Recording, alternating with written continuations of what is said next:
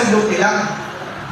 Unya, dito sa dapit labing balaan, dunay mga utensil dito. Katong lamp, golden lampstand, dunay katong altar, o dunay katong showbread mga igsoon. Butangan ko og tinapay sa labawong saserdote kada adlaw. Unsa nga tinapay?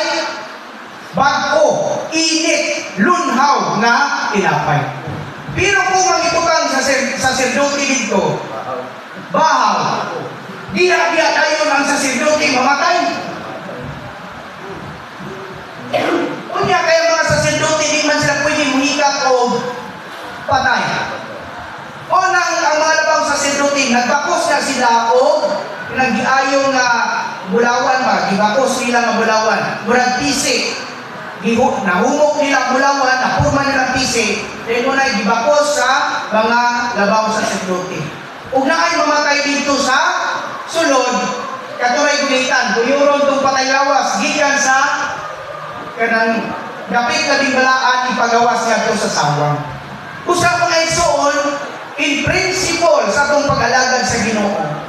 Okay? Dili gusto ang Dios nga alagaran nato siya og bahaw. Alagaran nato siya og mga past experiences nato.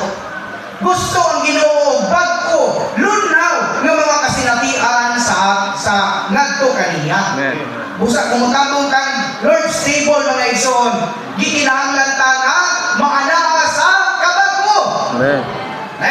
Usahay kay mamalik na ba kay nanaling bread, nanaling cup. Kanang mo kuwan sa bread, pagmatong ka usahay na mo, kita mo break sa bread. Kay dili pa ta sa taliwala na mangayong pasaylos Ginoo. Ginoo, pasayo kami sa among mga sala. Mura na ka ang imong mga sala, giapil imong halo dito sa bread o sa wine. So gikan pa ta sa atong balay, makigusay na ta sa Ginoo, makigusay na ta sa atong mga anak, sa atong partner, kapigas na kaya. Kung kumato ka sa Lord's table, katong mo break sa bread, pasalamatan na lang tong bread o kang wine. Dili kay dito pa, mura kag gihuwag na